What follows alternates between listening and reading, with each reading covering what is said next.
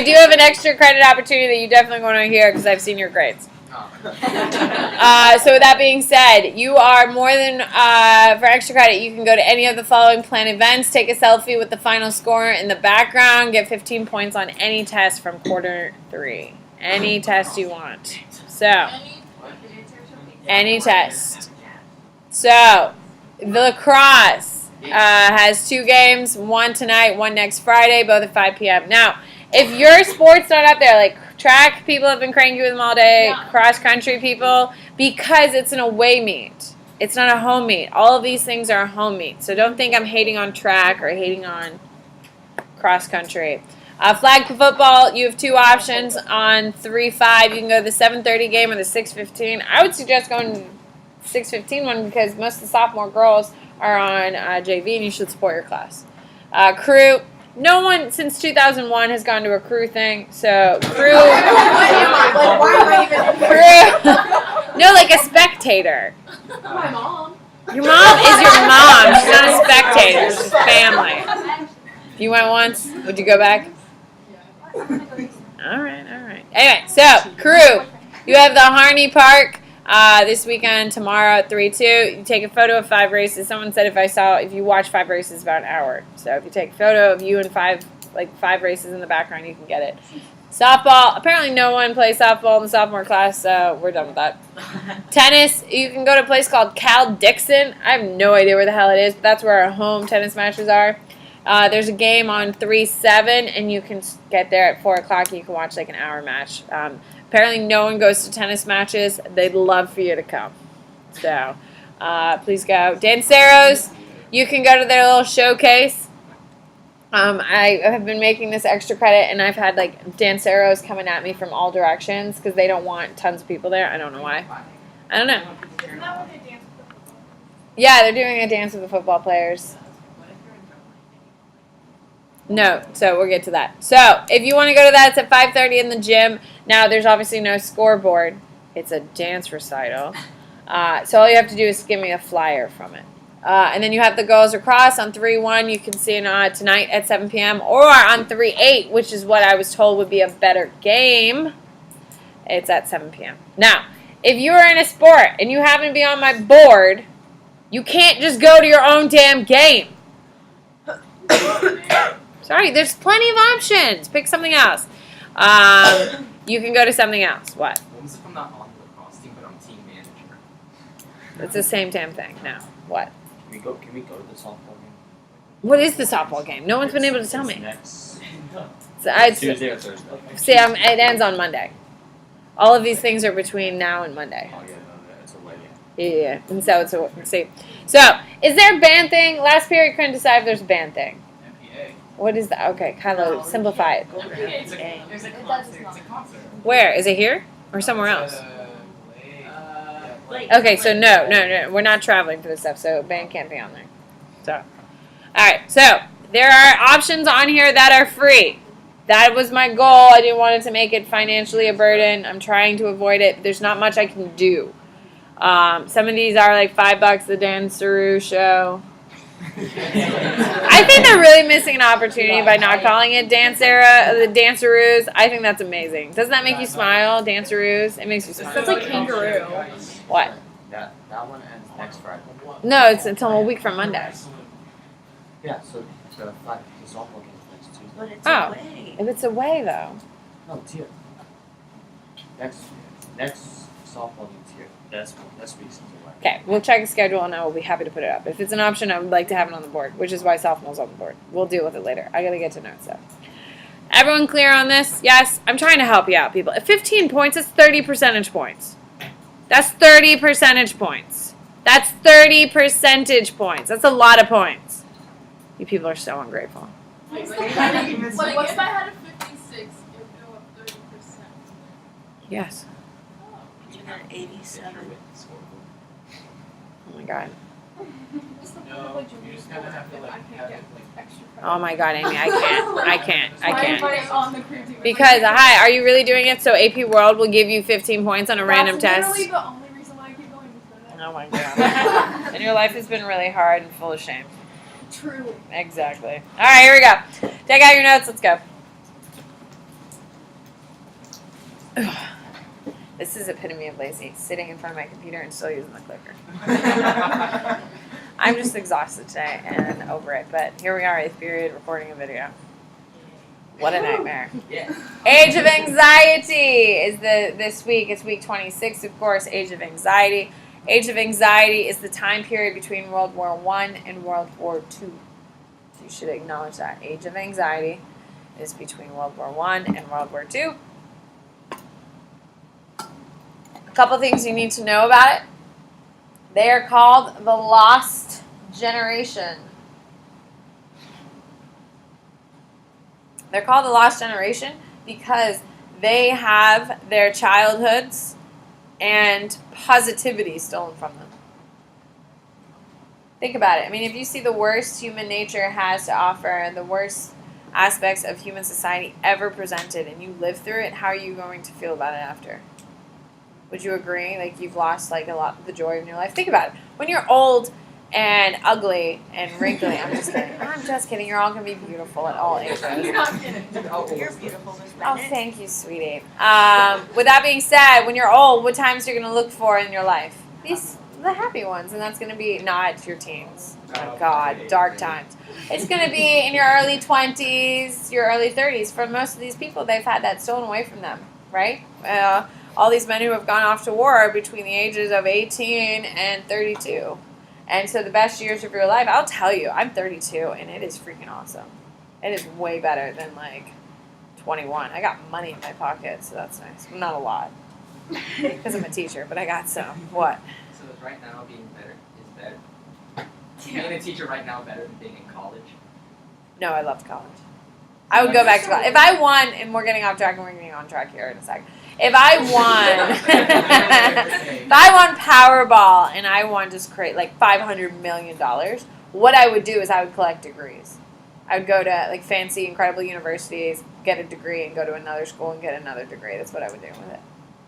You would just go on vacation? No, Why? because I like learning. Knowledge. I like learning, and I think it would be cool to say I have a master's from like Dartmouth. I got a master's from like Harvard. Because when you have that crazy money, like I'm pretty smart. But I can't say that cold cuff I would get into Harvard, cold cuff I would get into like Oxford or anything. But like can pay my way into those universities and then earn those degrees, and I think that would be pretty cool. Would you run a sorority? No, I would never be in a sorority. No. No. Were you a bartender in college? Yes. We're moving on because I have nothing to do with the Age of Anxiety. Disillusionment, you do need to know that term. Disillusionment is the feeling that things will never change. So, after World War I, you see the worst society has to give you. Disillusionment is the belief that things will never change. So after society has given you the worst society has, you've lived through the trenches, you survived, a lot of people felt that the world wasn't going to get better. It was only going to get worse from there, which is a fear. You typically see disillusionment right before people commit suicide. Disillusionment is the feeling that you're never going to escape. It's always going to be this bad. These people are always going to be this mean. Life is always going to be this hard, so why should I try? That's disillusionment. And so we have a whole generation of disillusioned people. And it's going to have a huge idea. Now, you do need to know Spangler, Decline of the West. Okay, Spangler believes that the atrocities of war and the moral decay, seen in World War I, means the West will never rise again. So, Spiegler believes that the atrocities committed and the moral decay seen in World War I proves the West will never rise again. Now, is that true? No, it is not true. However, you do need to keep two things in perspective that's really important. You need to understand that World War I wasn't called World War I until there was a World War II. Before we had a World War II, everyone called World War I the Great War because it was the war to end all wars. That there would never be another war after it because it would solve all the world's problems. Obviously, didn't work out that way.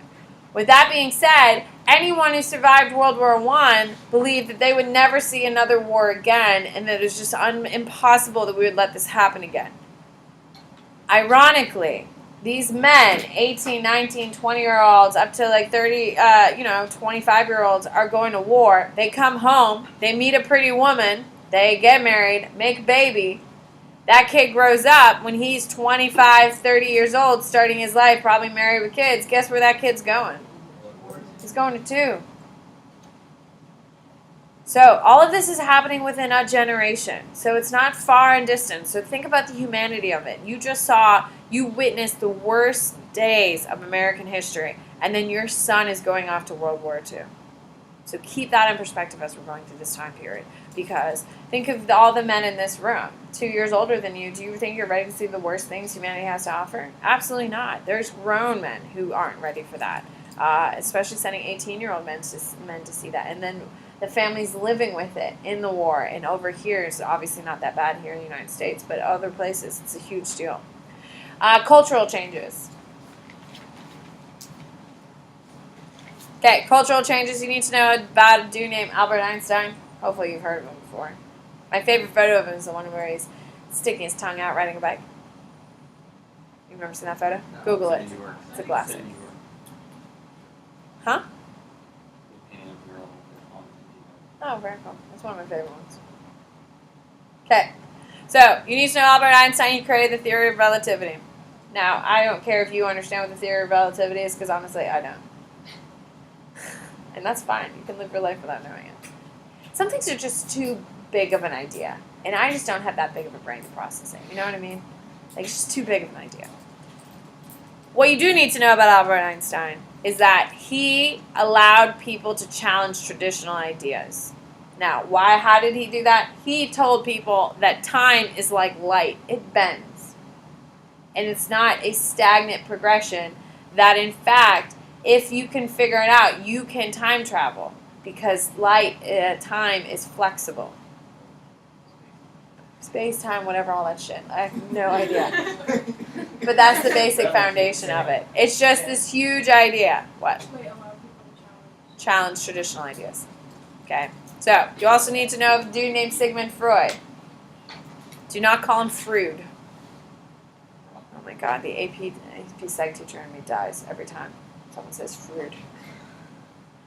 Sigmund Freud, he believes he created the subconscious mind. Huh? Well, he created it. Well, he believes we have it. There's no proof. You can't prove that it exists. Like, have you ever said something you're like, oh my god, I did not mean to say that. I have no idea why I said that. That's Freud saying it's your subconscious. Have you ever heard of Freudian slip? You say something you didn't mean to say, but then that's what you really meant. Freudian slip goes after him. So, Freud, you need to know. Tor, please stop talking over you. Sigmund Freud taught the world to look for themselves and to make yourself happy. So, before World War I, people are really thinking about their family, their friends. Tegan, you better pick that head up, girl.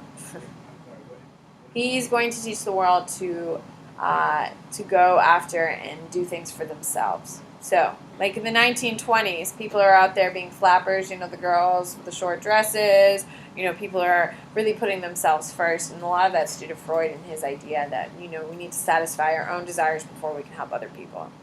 Art, we need to know, you need to put a big star next to this. Photography makes realism irrelevant. So no longer do we have to worry about pictures being accurate. Now we can make our drawings anything we want. So it's going to create abstraction. Are you having flashbacks to Ren? Yeah. Don't worry, we're going to leave them behind here in a second. So, photography makes realism irrelevant. There's a test question on it this week, I'll tell you that. So, the abstraction is really going to be perfected and started by a guy named Pablo Picasso, and you need to know his name. Okay, he's abstract art. He's Cubism. Geometric shapes and all that stuff. The one you guys saw was the 4 women, right? Is it the women? 5 women? Or is it the 5 women? What's the title of it? No, it doesn't have to do with No, it's a bunch of prostitutes standing around. Yeah. I wondered, they have the faces. Yeah, there are different profiles and all that stuff. Now, I will be showing you Guernica when we get to World War II. They're going to bomb that one. I'll show you that. He does one for that. Architecture. The only thing you need to know about architecture is going to focus on function, not form. What that means is that we're going to care that it actually works better than looks beautiful. Yeah. So instead of having these monstrous, gorgeous stone buildings that are super ornate, we're now going to have smaller buildings that actually suit one purpose. Like, can you imagine going grocery shopping in like a 17th century church? How do these? That would be cool, but like, how functional is that? You're gonna have a lot of wasted space, right? And that's what they're trying to avoid. Oh, and you need to know that like you're gonna have a lot more glass in your buildings. Like, for instance, that's when you start getting like just glass-sided buildings, like we have. Like if you go to downtown Tampa, pretty much all those buildings are glass-sided. The Bank of America has like marble and glass, but it's mostly glass. All right, here we go. Great Depression. You're going to write the start of the Great Depression. Take a look at my board here, friends. Yay is right.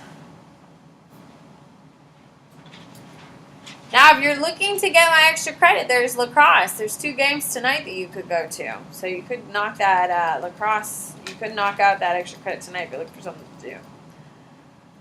Reparations. You see how I'm messing it up for you, Tegan?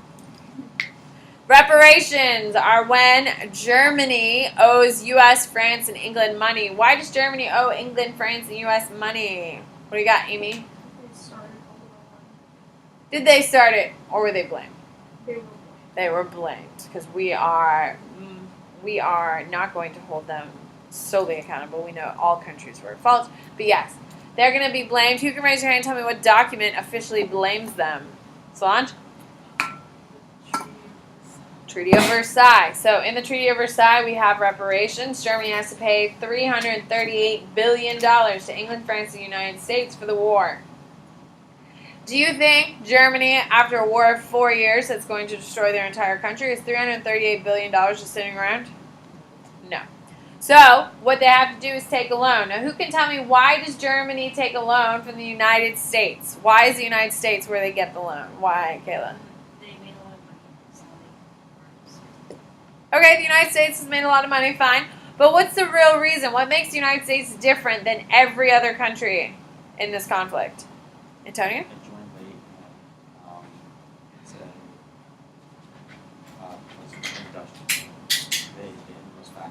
Okay, they have the most factories.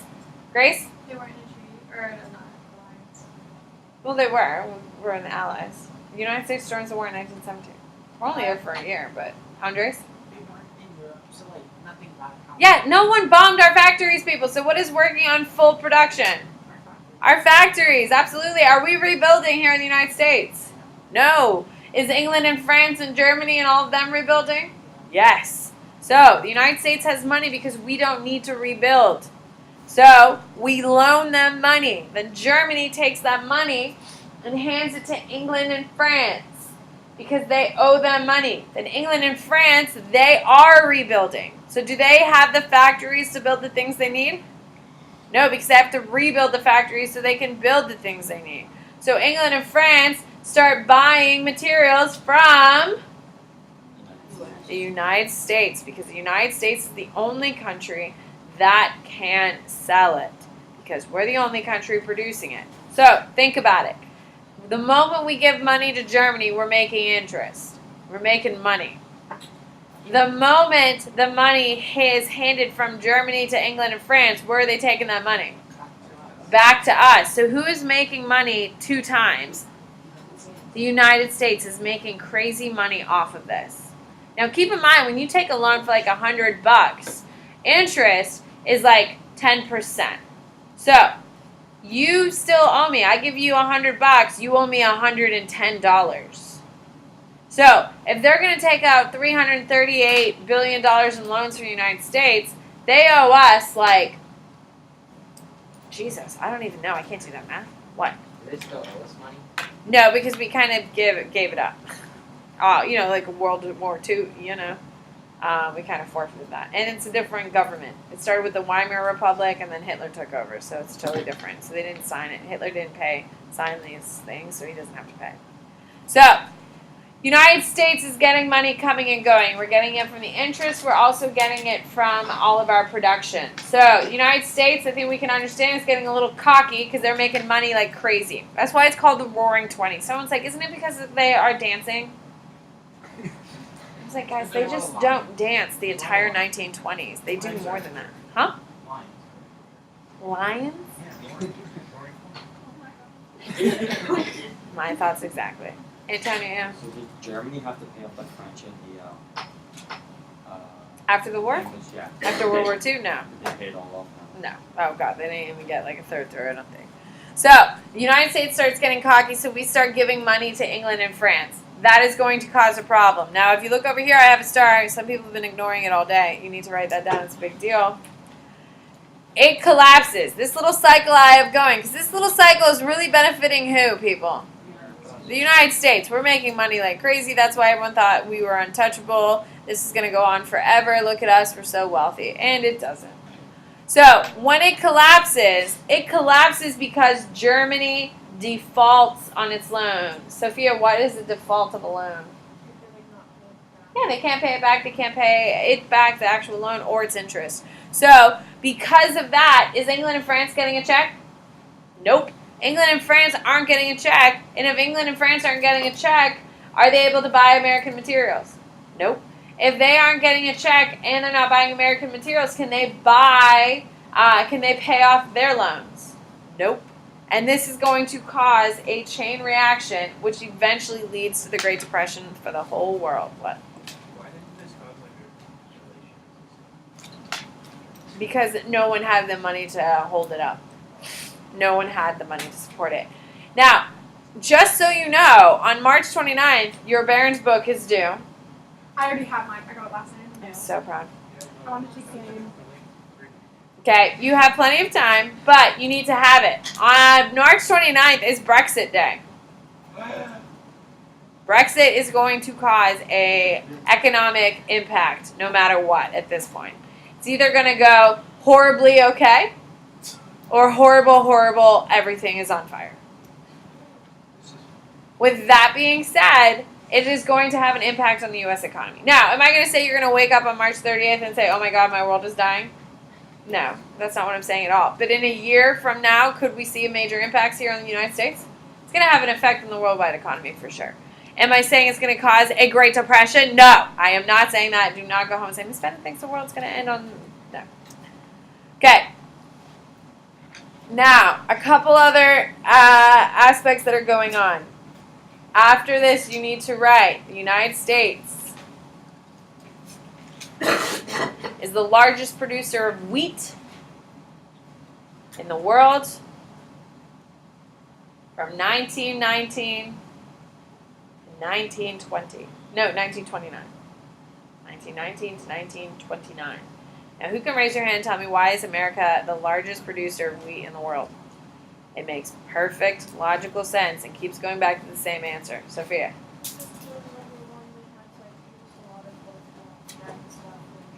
Okay, yeah, but what else is a big difference between us and other countries, Anita? We didn't have to rebuild, so we had a lot of time. Yeah, we didn't have to rebuild. We also didn't build trenches in the middle of our fields, which makes it easier to farm when there's no trench in the middle of it. So with that being said, we're the largest producer. Now, you're going to put a big star. Wheat costs more. Wheat was more valuable now than it ever has. She is pissed. So much rage. Oh, she's going to fall over. She almost did too, didn't she? Oh my God. Are you okay? What is that?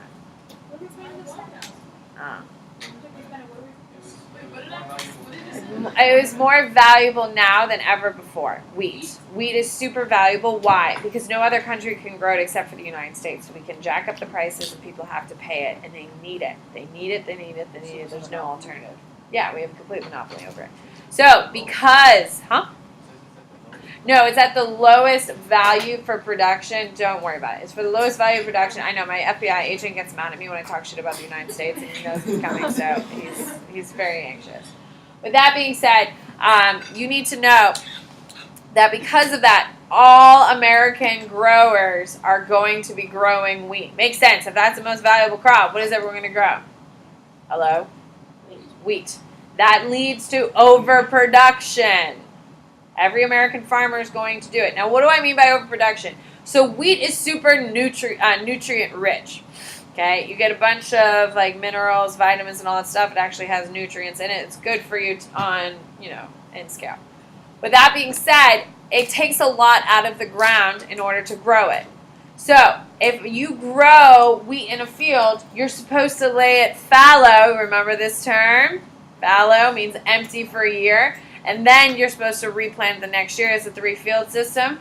Yes? Okay. Well, you're supposed to let it lay fallow so it can recoup its nutrients, and then you can keep growing on it. Well, they knew that this was a short window until Europe started growing their wheat. So what did American farmers want to do? Grow, grow, grow, grow as fast as we can. So they overproduce their land. Okay? They overproduce their land, overproduction of wheat, which will lead to our nutrients drying out of the sand and becoming dust. Now, when you have really rich soil, it's moist, it's sticky, it's heavy. When you have no nutrient, like if you go and look at the dirt I have outside my room, it's literally sand and just disgusting. That has no nutrients in it. Real sand is really heavy and dense. That is good soil. All of our topsoil is going to dry up from overproduction and literally get caught in the wind, and it's called the Dust Bowl. This is the largest ecological disaster ever to occur in the United States. It's going to lead to a food crisis, because what's not growing in shitty soil? And wheat, food, anything. Nothing is growing out there. Largest ecological disaster in American history. Largest ecological disaster leads to a shortage of food.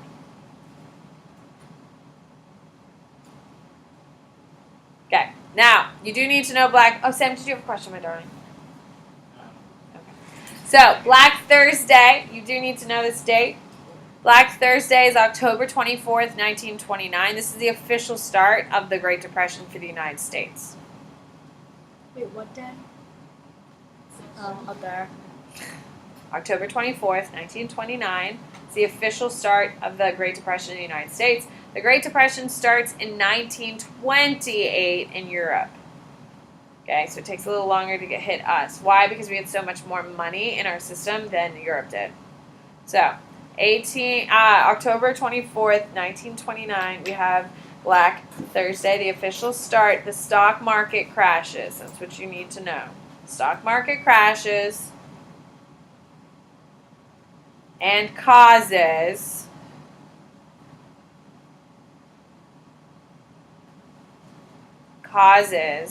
industrial production to be cut in half,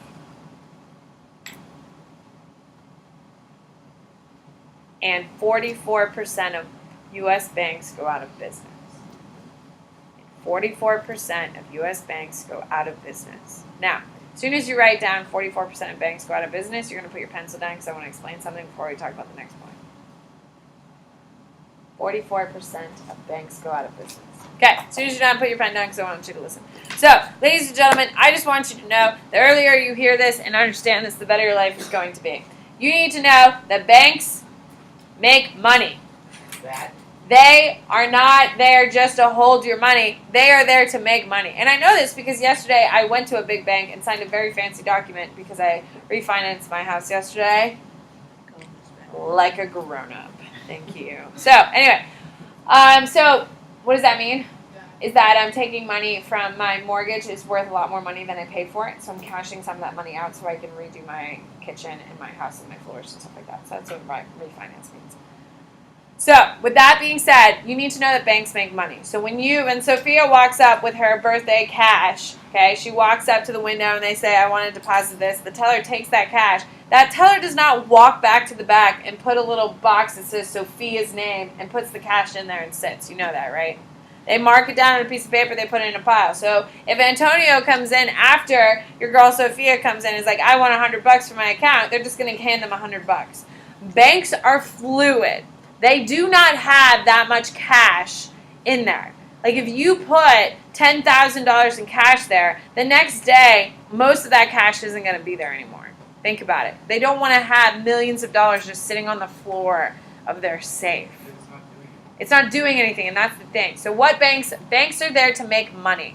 Yes, they hold your cash for you and protect it, but they are there to make money. So you deposit money into your bank, you aren't going to touch it, right? Because how often you take all of your money out of the bank? Very, very rarely. You do it on like 2 or 3 occasions throughout your life.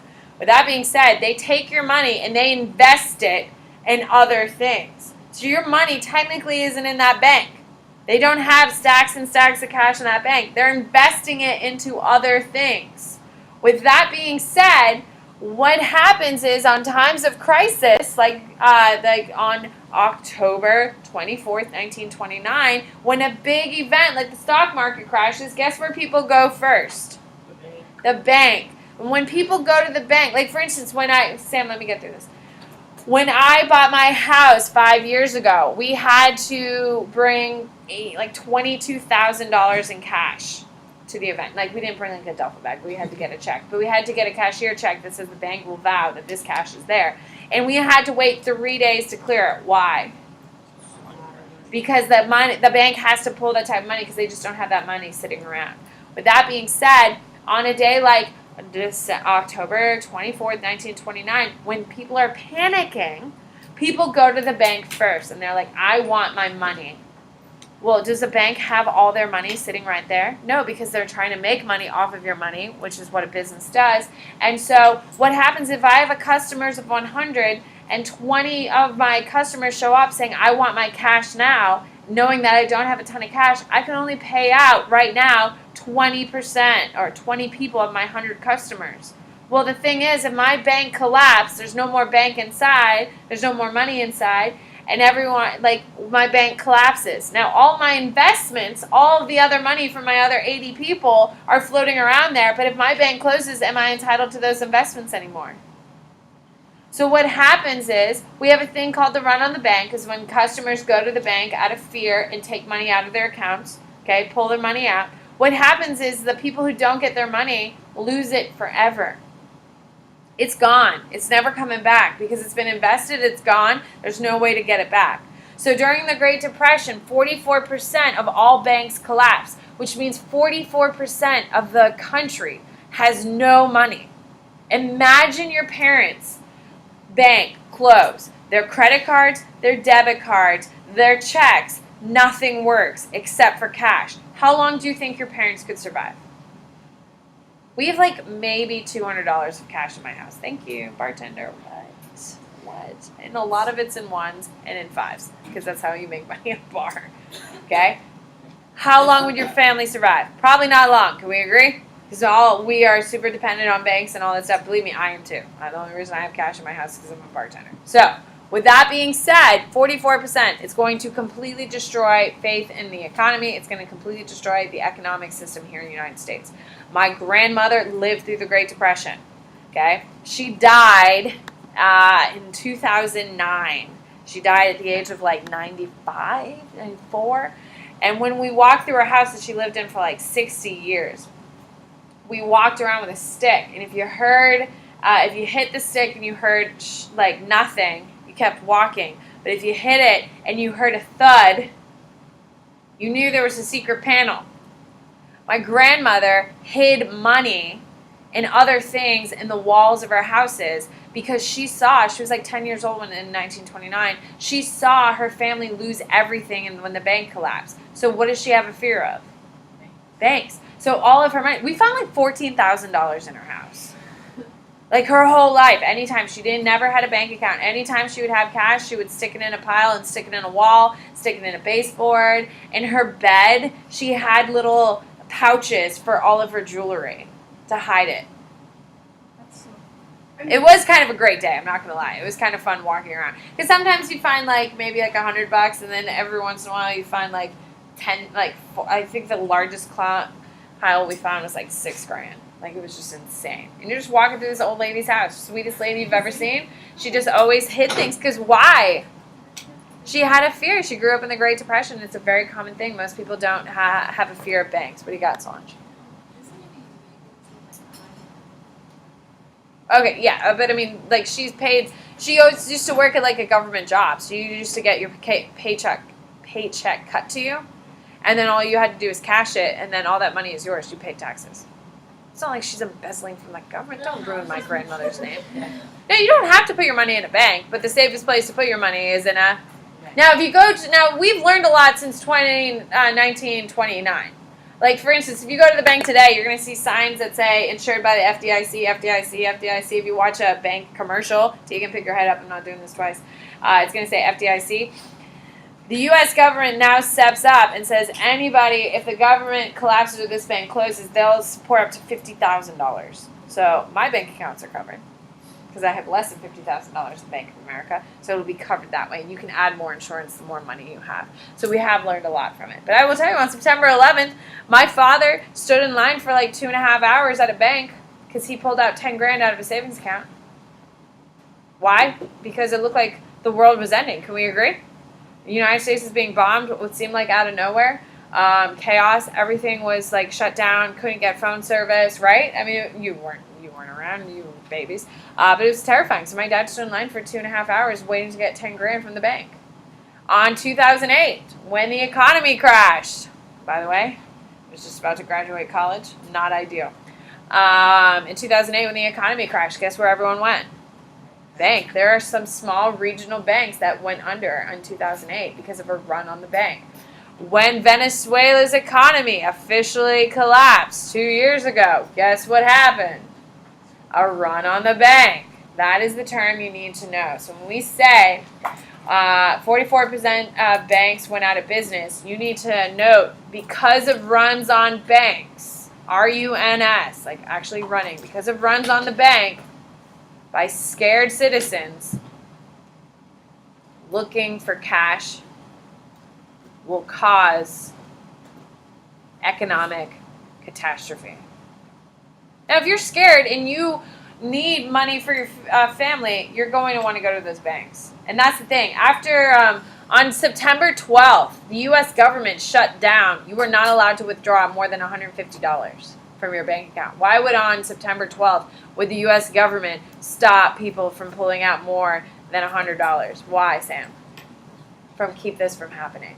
Every once in a while, like for the hurricanes, when we had the hurricanes coming straight to Florida, there was a limit on how much cash you could get from the ATM.